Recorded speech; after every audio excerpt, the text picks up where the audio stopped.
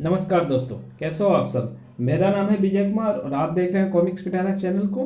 दोस्तों, अगर आप इस चैनल पर नए हैं या अभी तक हमारे चैनल को सब्सक्राइब नहीं किया तो प्लीज़ हमारे चैनल को सब्सक्राइब कर दें और साथ में लगे बेल आइकन को जरूर प्रेस कर देना। दोस्तों, हम लोग कॉमिक्स पढ़ रहे थे जंगल पार, जो कि कोबी और भेड़िया की कॉमिक्स है। इसका पहला और दूसरा पार्ट ऑलरेडी मैंने अपने चैनल पे अपलोड कर दिया है। अगर आपने नहीं देखा है तो प्लीज़ जा करके देखिए, तभी आपको आगे की कहानी पूरी समझ में आएगी और कॉमिक्स के सभी कैरेक्टर को आप अच्छे से पहचान पाएंगे। पहले और दूसरे पार्ट में मैंने इस कॉमिक्स को 50 पेज तक कवर कर दिया था। अब इस तीसरे और आखिरी पार्ट में इसके आगे की कहानी पढ़ेंगे। तो चलिए शुरू करते हैं। मगर मुझे मरा जानकर वापस लौट जाएगी, क्योंकि ऐसी शक्तियां प्राणलेवा होती है। उन्हें शत्रु की मौत का भ्रम हो जाए तो वो निष्क्रिय हो जाती है। मुझे कुछ देर और ही यूं ही सांसें रोके पड़े रहना होगा। काफी देर से कड़ाक शक्ति ने मुझ पर कोई भी आक्रमण नहीं किया है। इसका मतलब वो जा चुकी है, यानी कि मैं उसे धोखा देने में सफल रहा। मगर कड़ाकू भी चला गया है। फुज्जू जैन के साथ अपने मित्र चिल के जरिए वहां आ पहुंचा। वो अपने पीछे कई सियारों के शव छोड़ गया है बाबा। इनकी हत्या सियार सिंगी के लिए की गई है भेड़िया। सियार सिंगी। पहले गजाखों ने गजमुक्ता प्राप्त करने के लिए बेशुमार हाथियों का खून पानी की तरह बहाकर गजमुक्ता प्राप्त कर लिया। उसके बाद सेराकू ने ताकत के प्रतीक सिंहदंत एवं नख को प्राप्त करने के लिए ना जाने कितने शेर चीतों को मार डाला। और अब तंत्र अस्थि सियार सिंगी के लिए कड़ाकू ने तोड़ डाली कई सियारों की गर्दन। अभी ना जाने गजाकू, सेराकू और कड़ाकू जैसे कितने शैतानों से हमारा और भी सामना होगा। फौजों ने भेड़िया के जख्मों पर हटजड़ नामक जड़ी बूटी का लेप लगाया। सबसे विचित्र तो मेरे साथ हो रहा है। मैं इनमें से एक का भी मुकाबला ना कर पाया। तुम बहुत जल्दी ठीक हो जाओगे भेड़िया। गजाकू भी बचकर भाग गया, सेराकू और कड़ाकू भी। तुम्हारी हर ताकत की जिम्मेदार वे ताकतें हैं भेड़िया, जिन्हें वो विचित्र शैतान प्राप्त करते फिर रहे हैं। मगर क्यों? इस क्यों का जवाब तो ढूंढना ही होगा, क्योंकि मुझे आभास हो रहा है कि कहीं भविष्य में इसका जवाब हमें किसी गहरे संकट के रूप में ना मिले। क्योंकि ताकतों ने तुम्हें कमजोर कर दिया है भेड़िया, अगर वो सक्रिय हुई तो फिर क्या होगा? तब उस सक्रियता का अंत कौन और कैसे करेगा? भेड़िया दुर्बल नहीं होगा बाबा, भेड़िया अपने शत्रु को दुर्बल बनाएगा और इस काम में उसकी मदद करेगा कोबी। दरअसल भेड़िया कोबी के बिना अधूरा है। ईश्वर ने उसे कोबी की शक्तियों के साथ जंगल की भलाई के उद्देश्य से धरती पर भेजा था। दुर्भाग्य से कोबी के रूप में शक्ति भेड़िया के साथ छोड़ गई। भेड़िया अभी भी सशक्त है, मगर गजाकू, सेराकू और कड़ाकू जैसी काली ताकतों से निपटने के लिए उसे कोबी की जरूरत होती ही है। हाँ, ये सच है, मगर कोबी हमारे आदेश का गुलाम नहीं, वो मनमौजी है। उसके जो दिल में आए वो करता है। ऐसे मनमौजी के मूड पर निर्भर करता है कि वो जरूरत पड़ने पर हमारी मदद करेगा या नहीं। तुम्हारी बात वो मानता है, मगर कभी कभी तो वो तुम्हारी कही बातों को भी गंभीरता से नहीं लेता। मैंने कोबी को काफी समय से नहीं देखा। फिलहाल उसे ढूंढा जाए, उसके बाद देखेंगे कि हमें उससे किस प्रकार की मदद कैसे ले सकते हैं। कोबी की मदद के बिना हम इन शैतानों से नहीं निपट सकते। तो फिर पहले कोबी का पता लगाना होगा। नहीं, पहले जंगल में ऐसे लोगों का इतिहास छानना होगा। मगर मैं जंगल को कोबी के रहमो करम पर नहीं छोड़ सकता। मैं अब ठीक हूँ। मुझसे जो बन पड़ेगा मैं करूँगा बाबा, मगर किसी को भी जंगल में मनमानी नहीं करने दूंगा। कोबी मनमानी करने की स्थिति में नहीं था और कंडा ताड़ी की मनमानी नहीं चलने देना चाहता था। मेरा नाम कंडा है, मैं ताड़ी का दोस्त हूँ। क्या तुम्हारा नाम सचमुच मोती बैल है? हाँ, मगर तुम क्यों पूछ रहे हो? क्या तुम कोबी को जानते हो? कोबी? ये कौन है? कहाँ रहता है? क्या ये तुम्हारे किसी मित्र का नाम है? क्या तुम सचमुच देवता कोबी को नहीं जानते? मेरा संदेह बिल्कुल सच निकला। कोबी अपनी याददाश्त भूल चुका है। ओह, अब समझ में आया कि ताड़ी इतना तड़ी में क्यों है। कोबी तो याददाश्त भूला हुआ है। उसने इसे जो भी पाठ पढ़ाया उसे ही कोबी ने रट लिया। यानी अब वो खुद को बैल समझ बैठा है और ताड़ी के खेत जोत रहा है। कोबी, ताड़ी तुम्हें मूर्ख बना रहा है। तुम बैल नहीं हो। देखो, मैं बैल को साथ लेकर आया हूँ। बैल तो ऐसे होता है, उसके सींग होते हैं, वो घास खाता है। और घास तो मैं भी खाता हूँ। तुम खा नहीं रहे हो, तुम्हें खिलाई जा रही है। क्या तुम्हें ये बेस्वाद नहीं लग रहे हैं? हाँ, लग तो रहे हैं, मुझे इसका स्वाद याद नहीं आ रहा है। ये देखो, ये मीट है। मीट? तुम इसे खाकर इसका स्वाद बताओ। कोबी के लिए वो स्वाद अनजाना नहीं था। वाह, ये तो स्वादिष्ट है। मुझसे आसानी से खाया जा रहा है। वो इसलिए क्योंकि तुम्हारा भोजन मीट ही है। तुम्हें घास जबरदस्ती खिलाई जा रही है। अब देखो, मैं इस बैल को भी मीट खिलाता हूँ। देखो, ये नहीं खा रहा। अगर तुम बैल होकर मीट खा सकते हो तो इसे भी खाना चाहिए। अपने नुकीली दांत देखो और इसके दांत देखो। ये दांत मीट चबा नहीं सकते क्योंकि असली बैल यही है। तो फिर मैं कौन हूँ? मैं कांडा, तुम बड़ा। मेरे भाई, तुम बचपन में खुम्बा के मेले में बिछड़ गए थे। हमारी माँ तुम्हारी याद में रो रो कर मर गई। बाप दारू पी पी कर पहले ही मर चुका था। मेरे भाई बंडा। दरअसल बांडा, तुम्हारी याददाश्त चली गई है। इसी बात का ताड़ी फायदा उठा रहा है और ताड़ी लचीकी से शादी करना चाहता है, जबकि उससे शादी मैं करना चाहता हूँ। वो देखो, विवाह के उस मंडप में मुझे होना चाहिए था। वो दुल्हन तुम्हारी भाभी है। उसने मुझे बैल का कर घास खिलाई। मैं अभी उसे सीधा कर दूंगा। फिर, अरे अरे, ये क्या कर रहे हो? मेरी शादी होने दो।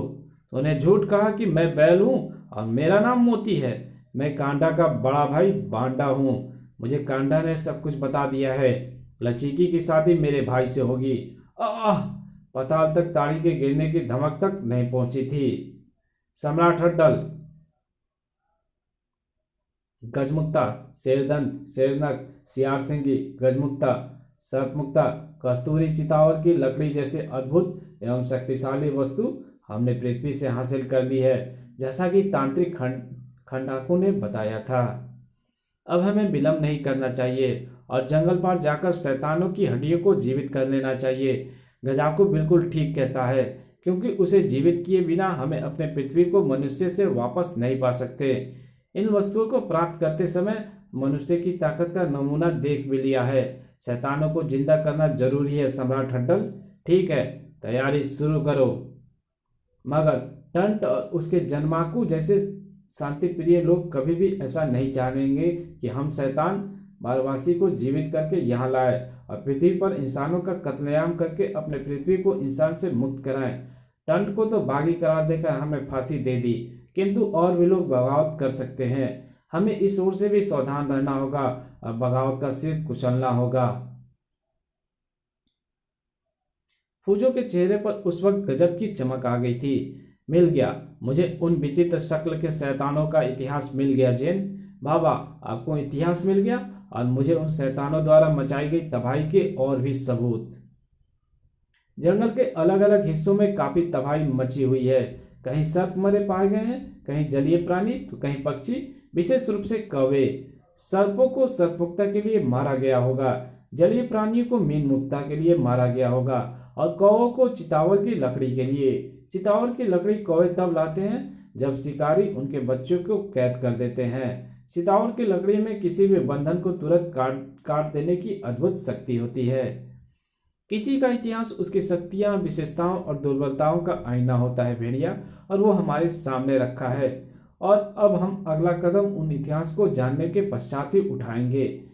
इसके मुताबिक घटना हजारों साल पहले की है, शायद तुम्हारे काल से भी पहले की भेड़िया। ये उन दिनों की बात है जिस समय आज के मानव की जानकारी के मुताबिक केवल विशाल एवं दैत्य सरीसृपों का ही पृथ्वी पर एक छत्र राज हुआ करता था। इस युग को डायनासोर या जुरासिक युग भी कहा गया है। मगर इस पुस्तक में लिखा है कि इतिहास बताता है कि उस समय डायनासोरों के अलावा वहां एक जाति और रहती थी, और वो थी परलायनोसोर जाति। परलायनोसोर जिंदाबाद। परलायनोसोर का नेतृत्व उस समय सम्राट हफ्सा के हाथों में था। सम्राट हफ्सा को इतिहास में एक नेक ताकत बताया गया है, जिसके राज्य में प्रजा सुखी थी। शिकारी शिकार करके लाते थे तो प्रजा मिल बांटकर खाती थी। सेनापति हड्डल सम्राट हब्बा का ताज पहनना चाहता था। इस काम में गजाकू, सेराकू और कड़ाकू जैसे बागी योद्धा उसके साथ थे। जल्दी आपकी मुराद पूरी होगी सेनापति हड्डल, हम आपके साथ हैं। जल्दी ये बागी सेनापति हड्डल ने बगावत का ऐलान करके सम्राट हफ्सा का कत्ल कर दिया। अब परलैनोसोर पर्लानोसोर का सम्राट हड्डल बन चुका था। हड्डल एक क्रूर राजा साबित हुआ। जो मुझे राजा मानने से इनकार करेगा उसे उसकी मृत्यु तक रोजाना 50 कोड़े की मार खानी होगी। सड़ाक सड़ाक। पर्लानोसोर डायनासोर के भीषणतम संकट को जानते थे। विशाले आ गए, विशाले आ गए। डायनासोरों को उस समय विशाले कहा जाता था। विशालों का जबरदस्त खौफ था। सम्राट हड्डल कुछ लोगों के समूह को बंदी बनाकर हर समय अपने साथ रखता था, ताकि विशालों के आक्रमण के समय उन निसहाय लोगों को विशालों के भोजन के रूप में उनकी ओर धकेला जा सके। विशालों के हमले के बाद सम्राट हड्डल विशालों से बचने का यह शानदार तरीका सोचा है आपने। हा हा हा हा हा हा। मगर यह हल अस्थायी है। हमें इस समस्या का कोई अस्थायी हल सोचना होगा। अस्थायी हल के लिए शैतान बारबासी का आह्वान किया गया। 21 निर्दोष पर्लानोसोर नागरिकों की बलि दी गई। शैतान जाग गया। विशालों की जाति को नेस्तानुभूत करने के लिए मैं विषैली वायु का विस्फोट कर सकता हूँ। उस विषैली वायु का प्रकोप कई वर्षों तक रहेगा, शायद कई 100 या कई हजार वर्षों तक रहेगा। तो फिर हम भी मारे जाएंगे। हाँ, पृथ्वी की सतह पर कोई जीवित प्राणी नहीं बचेगा। मैं भी नहीं बचूंगा। मेरी शक्ति भी नहीं बचेगी। सिर्फ मेरी हड्डियां बचेंगी। मगर मैं तुम्हें पताल में जीने की शक्ति दूंगा। तुम अपने नागरिकों को लेकर पताल में चले जाओ। पताल में जाने पर तुम्हारी आयु का बढ़ना रुक जाएगा। तुम हजारों वर्ष जियोगे। मगर वायु का प्रदूषण समाप्त होने के बाद तुम्हें एक दिन वापस पृथ्वी की सतह पर आना होगा और मुझे शक्तिशाली भेंटें देनी होगी। मेरी हड्डियां ये भेंट पाकर फिर से जिंदा होगी। शैतान फिर से जिंदा होगा। शैतान बारबासी ने उन्हें पताल में समा जाने की ताकत दी। सब लोग इस तिलस्मी घेरे में समा जाओ। ये पताल का रास्ता है। सबसे अंत में सम्राट हड्डल ने उस तिलस्मी घेरे में प्रवेश किया। अब जब हम बाहर आएंगे तो पृथ्वी पर हमें हमारा कोई भी शत्रु जीवित नहीं मिलेगा। फिर तिलस्मी घेरा बंद हो गया और शैतान बारबासी ने फिर एक शक्तिशाली विस्फोट किया और उस महाविस्फोट में पृथ्वी पर मौजूद एकमात्र जीवित एवं विशालकाय प्राणी नेस्तानुभूत हो गए। वायु विषैली हो उठी। वनस्पतियां पीली पड़ गई। जीवन का धरती से नामो निशान मिट गया। उस समय इधर पताल में और सम्राट हड्डल। फिर जब एक दिन वो समय आया कि हम पृथ्वी की वायु का निरीक्षण करने पताल से बाहर निकले तो ये देखकर दंग रह गए कि पृथ्वी तो मानव और कई विचित्र पशु प्राणियों के कब्जे में है। अब इससे पहले शैतान बारमवंशी हमसे नाराज हो जाए, हमें उनकी हड्डियों को भेंट देकर जीवित कर देना चाहिए। शैतान बारमवंशी ही पृथ्वी को दुष्ट मानव से आजाद करवा सकते हैं। मैं अपनी तंत्र ताकत से पता लगाऊंगा कि शैतान को किस प्रकार की भेंट चाहिए। पृथ्वी पर एक बार फिर होने वाले नरसंहार का पता चलते ही पकाकी नागरिकों की भारी भीड़ को लेकर वहां आ पहुंचा। आखिर हमें क्या आवश्यकता है कि एक बार फिर पृथ्वी से जीवन का अंत करने की? प्रत्येक प्राणी जिसने जन्म लिया है उसे जीने की स्वतंत्रता का अधिकार मिलना ही चाहिए। सम्राट हड्डल। कोड़ों ने हमेशा की तरह इस बार भी उसकी जुबानें बंद कर दी। हम सम्राट हैं। हम जानते हैं कि हमें क्या करना है और क्या नहीं। दखल अंदाजी बर्दाश्त नहीं की जाएगी। सड़ाक सड़ाक साए आह। ऊपर पृथ्वी पर जैन, फूजो और भेड़िया सभी चिंतित थे। बाबा, कहीं पर्लानोसोर शैतान बारबसी को जीवित करने के लिए ही तो नहीं वे शक्तिशाली बेटे एकत्रित तो नहीं करते फिर रहे हैं? ऐसा संभव है जैन? Cream cream. चिड़िया, क्या खबर लाई हो? मैंने इसे जंगल की गश्त पर लगाया था। चिड़िया ने खून सुखा देने वाली खबर दी। ओह नहीं, ये कह रही है कि जंगल के दक्षिण छोर से एक विचित्र सा रंगीन द्वार खुला हुआ है तथा उसमें से एक बड़ी संस्था में अजीबो-गरीबो लोग बाहर आ रहे हैं। वैसा द्वार इसने धरती पर कहीं नहीं देखा। ये कहीं वही तिलस्मी द्वार तो नहीं है, पताल जाने और बाहर आने का रास्ता? अब कोई वापस नहीं लौटेगा। मुझे जंगल के ताकतवर कबीले और पशुओं को इकट्ठा करना होगा, क्योंकि भेड़िया को मदद की जरूरत पड़ेगी। मगर कोई ना मिला तो ये कहर नहीं थमेगा, और थमेगा तो ना जाने उसका परिणाम क्या होगा। मैं चिड़िया को समझा देता हूँ कि तुम चिड़ियों की मदद से उसे ढूंढने की चेष्टा करो। फौजों की एक आवाज पर सैकड़ों जंगली इकट्ठा हो गए। भेड़िया अकेला है। जंगल भयानक संकट में है। प्राणों प्राणों के साथ जूझना होगा। ये जंगल हमारा घर है, घर में आग लगती है तो सभी को पानी डालना पड़ता है। हम आपके साथ हैं। जंगल के जल्लाद पुनः धरती पर कदम रखे थे। शैतानों की हड्डियों तक पहुंचने के लिए हमें जंगल पार करना होगा। जंगल पार जाना है, शैतानों की हड्डियों को लाना है, उसे भेंट देनी है, धरती को वापस पाना है। शैतान बाराबसी जिंदाबाद जिंदाबाद। एक मशाल सरसराई और इंद्रजाल द्वार से बाहर आते उस सैनिक से टकराकर उसको वापस अंदर उछाल ले गई। संकट। जंगल के जल्लादों के खिलाफ जंगल के जल्लाद भेड़िया ने आज बनाया था मसालों को अपना हथियार। वो चेतावनी की मसाल थी हत्यारों, जो मैंने तुम लोगों को आगाह करने के लिए फेंकी थी। और संभालो मेरा प्रहार। लगभग 50 मसाल कमान से छूटे तीर की तरह हवा में लहराकर शत्रुओं को खाक करने का इरादा लेकर उन पर चली थी। धाड़ भाग। ओफ ओह, यह तो भेड़िया है। लगता है इसका दिमाग अभी भी ठिकाने नहीं लगा। सम्राट हड्डल, ये ताकतवर तो है, मगर हमने जो शक्तियां शैतान के लिए इकट्ठा की है उसके आगे इसकी एक नहीं चलेगी। हम उन शक्तियों को शैतान को समर्पित करने का आह्वान करके चले हैं। अब हम उसका प्रयोग अपने लाभ के लिए नहीं कर सकते। अगर हमने ऐसा किया तो उन शक्तियों को फिर से शुद्ध करने के लिए हमें सैकड़ों बलियां देनी होगी। हमें अपनी शक्तियों से उसे निपटना होगा। वो अकेला है, हम उस पर आसानी से काबू पा लेंगे। नहीं, वो अकेला नहीं है, पूरा जंगल उसके साथ है। शायद आज मुझे इनकी जरूरत भी है। जंगलियों ने फेंकू हथियार का प्रयोग सबसे पहले किया। घर में घुसे चोरों, सेंगमारों को घर से खदेड़ दो। भेड़िया ने आग के रूप में मौत बरसाई। तुम हत्यारे ने ही डायनासोर युग का अंत किया था, मगर अब इतिहास खुद को नहीं दोहरा पाएगा। ये तो आग बरसा रहे हैं। भीषण जंग मची हुई थी। गजाखू जंगलियों को उठा उठा कर फेंक रहा था। गजाखों के आगे तुम सब चींटियों के समान हो। धाड़। सिराको फाड़ कर सुखाई दे रहा था।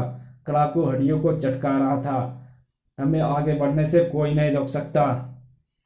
जेन को कोबी मिल गया। ये तो यहाँ नाच रहा है। हाँ, अपने भाई कांडा की शादी की खुशी में नाच रहा है। कोबी का भाई पागल हुए हो क्या? वो याददाश्त भूल बैठा है और कांडा इस बात का फायदा उठा रहा है। जेन ने सलार को सारी बात बताई। ओह, ये बात है। जंगल को उन शैतानों से सिर्फ कोबी बचा सकता है। ताड़ी और कांडा भी जंगल की विपत्ति को सुनकर सिहर गए थे। कोबी, होश में आओ। तुम कौन हो? मुझे कोबी क्यों कह रही हो? मेरा नाम बांडा है। नहीं, तुम कोबी हो। मैंने झूठ बोला था कि तुम मोती बैल हो, और मैंने भी झूठ बोला था तुम मेरे भाई हो। ये सब सिर्फ लचीली को पाने के लिए। क्षमा कोबी देवता। क्या? धाड़। हाँ, तुम कोबी हो। मैं तुम्हारी पत्नी जेन हूँ। कोबी, जंगल पर भयानक संकट आया है और उसे उस संकट से तुम ही निजात दिला सकते हो। नहीं, अब मुझे किसी बात का विश्वास नहीं होता। कोई मुझे मोती बैल बनाता है, कोई अपना भाई बांडा, और अब तुम आ गई हो मेरी पत्नी बनकर। बनकर नहीं कोबी, मैं तुम्हारी पत्नी हूँ। याद करो। तुम मुझे कैसे भूल सकते हो? मुझे कुछ याद नहीं आ रहा। हाँ, क्योंकि तुम अपनी याददाश्त भूल चुके हो। तो पहले मेरी याददाश्त वापस लाओ। तुम मेरे साथ चलो। मैं तुम्हें बताऊंगी कि तुम कोबी हो, इस जंगल के देवता। हम भी तुम्हारे साथ चलेंगे जेन, क्योंकि संकट की इस घड़ी में हमारा भी कुछ कर्तव्य बनता है। इधर फूजो भी उस जंग में शामिल होने आ गया था। भेड़िया, घबराना नहीं। अब गजाकू से निपटेंगे हाथी ही, जिन्हें मैं आवश्यक निर्देश दूंगा। धाड़। आह! इस बार ये लड़ाई दिमाग विहीन नहीं होगी। मैं इन हाथियों को रास्ता दिखाऊंगा। गजाकू, तुम्हें हाथी की ताकत है तो कर सामना हाथी से। फूजो के निर्देश पर हाथी लड़ रहा था। सिराकू से लड़ेंगे जंगल के राजा। घर। साबस साबस साबस। इस बार तुम इसके पंजे और दांत तोड़ दो। फूजो पशु पक्षियों की भाषा जानता है। भेड़िया कड़ाकू के सिर पर पहुंच गया था। कड़ाकू, तेरी बोलती क्यों बंद है? कहाँ गए तेरे कड़ाके? सम्राट हड्डल के सामने बड़ी ही विचित्र स्थिति थी। विचित्र एवं खतरनाक प्राणियों से भर गई है धरती। इस युद्ध में हमारे सैनिक योद्धा कमजोर पड़ रहे हैं। हम अभी भी युद्ध की इस स्थिति को पलट सकते हैं सम्राट हड्डल। इस स्थिति में हम शैतान तक नहीं पहुंच सकते, तो हमारे योद्धाओं को शक्ति एवं स्फूर्तिदायक वो भेंट दे दो, जिन्हें हम शैतान को देने का आह्वान कर चुके हैं। ताकि कम से कम इस युद्ध में हमारी हार ना हो, अन्यथा हमारी मौत के पश्चात शैतान बरबसी को जीवित करने का कोई औचित्य नहीं होगा। शायद तुम ठीक कहते हो तांत्रिक खंडाकू। इस थैली में है गजमुक्ता, शेरधन, शेरनग, सियार सिंगी एवं अन्य ताकतें। तुम अपने तंत्र की शक्ति से इन सब चीजों को हमारे योद्धाओं तक पहुंचा दो। बाजी एक बार फिर पलट गई थी। उफ, इसके गले में अचानक वो चमकता मोती कहाँ से आ गया? कहीं ये गजमुक्ता तो नहीं? जब तक ये इसके गले में है, हाथी इसे परास्त नहीं कर सकते। शेराकू पुनः तोड़ने लगा शेरों के पंजे। कड़ाक! कड़ाकू की कड़ाक शक्ति एक बार फिर सक्रिय हो गई थी। भेड़िया घिर गया था। गजाकू, अब तेरा दम निकाल देगा भेड़िया। ठहर जा गजाकू, पहले इसके पंजे और दांत मुझे तोड़ने दे। कबीले के लोगों में हाहाकार मचने लगी। सम्राट हड्डल की सेना। काट डालो, हमें जंगल पार जाने से कोई नहीं रोक सकता है जंगल का जलाद को भी और उसकी भेड़िया फौज। जाओ, दावत का मजा लुटो। एक और विचित्र पशु प्राणी, हमारी गजमुक्ता, सियार सिंगी एवं अन्य पशु शक्तियां इन पशुओं पर बेअसर साबित होगी। भेड़िया का जबरदस्त हमला हुआ। भेड़िया का भी और भी जबरदस्त। अब तुम जंगल पार नहीं जाओगे, सीधा नर्क को जाओगे। खनाक! को भी सिर्फ भेड़िया फौज से काम नहीं चलेगा। ओह हाँ, मुझे याद है। हे भेड़िया देवता, मदद! उसे छोड़ना मत को भी। ना तुम्हें छोड़ूंगा ना इसे, क्योंकि तुम मेरी पत्नी हो और ये मेरा शत्रु। जंगल के जल्लादों और जंगल के जल्लादों में छिड़ी थी जंग। अब मुझे अपने अंतिम शंख मृत्युपाश का प्रयोग करना होगा, वरना हम शैतान बरबसी की हड्डियों तक नहीं पहुंच पाएंगे। मृत्युपाश के प्रभाव से हर कोई जड़ होने लगा, पहले भेड़िया और कोबी। उफ, मैं चाहकर भी अपने शरीर के कोई भी अंग नहीं हिला पा रहा हूँ। मैं हिल नहीं पा रहा। मृत्युपाश सूर्य की किरणों की तरह चारों ओर फैला हुआ था। हमारी स्थिति लकवा जैसी हो गई है। हम अपनी मर्जी से आंखें की पलक तक नहीं झपका सकते। खुद फूजो हैरान था, जैन चिंतित थी। जीव को भी जैसे लकवा मार गया है, वो सब नहीं उगल पा रही है। मैंने उस तांत्रिक को कोई तंत्र प्रहार करते देखा है। उन्होंने भेड़िया और कोबी सहित हमारे सभी आदमियों को जकड़ दिया है। सम्राट हड्डल, मैंने इन्हें मृत्युपाश से जकड़ दिया है। मृत्युपाश किरणें धीरे धीरे इनके रक्त को पानी बना देंगी। इन्हें तो अब कोई नहीं बचा सकता। हमें जंगल पार जाकर अपना सारा ध्यान अब शैतान बरबसी की हड्डियों को जिंदा करने में लगाना होगा। जंगल पार चंबाकू के मंदिर के खंडहरों में पड़ी है वो शैतान हड्डियां। अगर इन्होंने शैतान बरबसी को जिंदा कर दिया तो गजब हो जाएगा। शैतान सेना आगे निकल गई। मृत्युपाश का प्रयोग मैंने शैतानों को प्रसन्न करने तथा उन शक्तियों को शुद्ध करने के लिए भी किया है जिन्हें हम शैतान को सौंपने वाले हैं। आज तुम्हारी सिद्ध की गई वो शक्ति काम आ गई तांत्रिक खंडाकू, जिसे तुमने विशालों से मात खाने के बाद कई हजार वर्षों की तपस्या के बाद सिद्ध किया था। तो क्या हमारा अंत आ गया? क्या जंगल के साथ ही आ गई संपूर्ण पृथ्वी की तबाही? क्योंकि एक बार पहले भी धरती इन्हीं शैतानों के कारण तबाह हुई थी। पताली चले गए मगर और आ गए। मेरा नाम पकाकी है। हम पतालियों का एक वही हैवानियत भरा रूप नहीं है जो तुम लोग सम्राट हड्डल तथा उसके खुखार लड़ाकों की सेना के रूप में देख चुके हो। बुराई हर जगह विद्यमान रहती है, तो अच्छाई को नहीं भूलना चाहिए। हम लोग अतताइयों के सताए हुए हैं। मेरे बेटे टंट ने बगावत की परिणाम स्वरूप उसे मौत मिली, मगर अब पाप के घड़े भर चुके हैं। उन्होंने तुम्हें मृत्युपाश में जकड़ दिया है, मगर मेरे पास चितावर की लकड़ी है जिसे सम्राट हड्डल के योद्धाओं ने प्राप्त किया था और चुपके से मैंने उनसे। चितावर की लकड़ी में यह गुण होता है कि वो प्रत्येक बंधन को काट सकती है। ये देखो, अरे मैं बंधन मुक्त हो गया। पकाकी एक एक कर चितावर की लकड़ी प्रत्येक प्रभावित व्यक्ति को छुआता चला गया। अब तुम सब मृत्युपाश की मौत के भय से मुक्त हो जाओ। कमाल की शक्ति है इस लकड़ी में। मगर तुम पताली होने के बावजूद हमारी मदद क्यों कर रहे हो? क्योंकि मैं चाहता हूं कि जीने की स्वतंत्रता का अधिकार सभी को समान रूप से मिले, जिसे सम्राट हड्डल जैसे लोग छीन लेना चाहते हैं। चितावर की लकड़ी के टुकड़े अपने पास रखो, क्योंकि तुम्हारी जंग अभी समाप्त नहीं हुई है। आखिरी लड़ाई लड़ना अभी बाकी है, मगर ये आखिरी उन शैतानों के लिए होगी जो जंगल पार पड़ी उन शैतानों के हड्डियों तक पहुंचने की चेष्टा कर रहे हैं। को भी इसे अपने पास ही रखना, वरना मुसीबत में पड़ जाओगे। हमें उन्हें परास्त करना है तो सबसे पहले उनसे जंगल से प्राप्त की गई शक्ति को छीनकर उन्हें नष्ट करना होगा, और ये काम शैतान की हड्डियों तक उनसे पहुंचने से पहले करना होगा। ये काम कोबी अपनी पूंछ की मदद से करेगा। शैतान सेना निर्विघ्न आगे बढ़ रही थी। शैतान बरबसी जिंदाबाद, कोबी जिंदाबाद, बोलो शैतानो। सम्राट, उफ। कोबी ने उन्हें दलदली भूमि पर ला पटका। ये क्या सम्राट, उफ, ये जमीन हमें अंदर खींच रही है। मगर जब तक सम्राट हड्डल और खड़ाकू वहां पहुंचते, तीनों योद्धा दलदल में आखिरी सांसें भर चुके थे। किसने की यह हरकत? उन तीनों के साथ ही हमारी वो भेंटें दलदल में समा गई जिन्हें हम शैतानों को देने वाले थे। मैं उसे मृत्यु पास में जकड़ दूंगा। कौन है वो? मैं। अब क्या तू मेरी पूंछ उखाड़ेगा? और तू तो अब खुद मृत्यु पास में जकड़ा जाएगा। धाड़। आह! पकाकी हड्डल के सामने आ गया। हड्डल, मैंने कहा था ना कि पाप कायम तो रहता है, मगर उसका राज्य कायम नहीं रहता। तुम? हाँ, मैं। ये टंट की विधवा है। उसकी गोद में यह टंट का बच्चा है जो अब पताल की बागडोर संभाल लेगा। जिंदा रहेगा तो संभालेगा ना? जिंदा रहेगा तो संभालेगा ना? जिंदा वही रहेगा हड्डल जो दूसरों को भी जिंदा रहने देगा। ये जंगल जरूर है, मगर यहाँ जंगल राज नहीं है। इंसाफ यहाँ भी खुले सांसें लेता है। धाड़। भेड़िया ने हड्डल को जड़ी वो शक्तिशाली टक्कर। धाड़। और इंसाफ तुझे मौत की सजा का ऐलान करता है। भेड़िया ने उसका बाजू पकड़कर इस तेजी से घुमाया कि गणासा उसके हाथ से छूट गया। सम्राट हड्डल भूमि से आ लगा और वो गणासा भी सीधा आकर हड्डल की गर्दन पर गिरा, और इस बार मौत ने एक महापापी की गर्दन थामी थी। फिर गजाखू, कड़ाकू और सेराकू की जुबानी भेड़िया की बहादुरी के किस्से सुनने के बाद ही हमने बगावत का बिगुल बजाने का साहस किया था। हमें उम्मीद थी कि पृथ्वीवासी हड्डल जैसे शैतानों को खत्म करने में हमारी मदद कर सकते हैं, और वो उम्मीद खरी उतरी।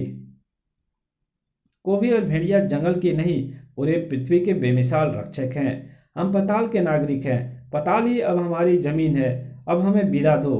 कभी फिर अच्छे प्रयोजनों पर मिलेंगे। फिर जब पताल नागरिक उस घेरे में समा गए तो घेरा गायब हो गया। तब जेन, कोबी तुम्हें कहाँ मिला? और जेन कोबी के मिलने की कहानी सुनाती चली गई। कोबी की याददाश्त अभी भी लौटी है। कोबी की याददाश्त अभी भी लौटी नहीं है। ये तुमसे किसने कहा? कोबी ने मेरे कहने पर जो कुछ भी किया वो एक पत्नी के रूप में अपना फर्ज समझकर किया है। दरअसल हड्डल को मारने में तुम्हारे साथ इसलिए चला आया क्योंकि वो जंगल का देवता बनने का सपना देख रहा था। ओह, तो क्या तुम्हें सब कुछ याद आ गया है? याद आ गया? क्या याद आ गया? मैं कुछ भूला था क्या? कोबी की बेल्ट में वो अद्भुत हीलिंग पावर है जो उसके अंदर किसी विकार को अधिक समय तक रहने नहीं देती है। कोबी याददाश्त अवश्य भूला होगा, मगर कोबी की चमत्कारी शक्तियों ने ठीक समय पर उसकी याददाश्त लौटा दी। मगर अब लचीकी से मेरी शादी होगी या कांडा की? लचीकी तो दोनों में से किसी से भी करने को तैयार है, तो फिर फैसला टॉस से होगा। मगर बेचारा ताड़ी और कांडा, फैसला मैं लचीकी पर छोड़ता हूँ। हा हा हा हा हा हा। अब तुम दोनों फैसला करो या सरदार पर फैसला छोड़ दो। उसके बाद फिर चंबाकू के मंदिर से शैतानों की हड्डियां प्राप्त करके उन्हें भस्म कर दिया गया। इसी के साथ ये कहानी समाप्त होती है। मिलेंगे एक और नई कॉमिक्स में। तब तक के लिए बाय, और मिलते हैं एक और नई कॉमिक्स में। और हंसते रहिए, मुस्कुराते रहिए, और सेफ रहिए, सुरक्षित रहिए, घर पे रहिए। ओके।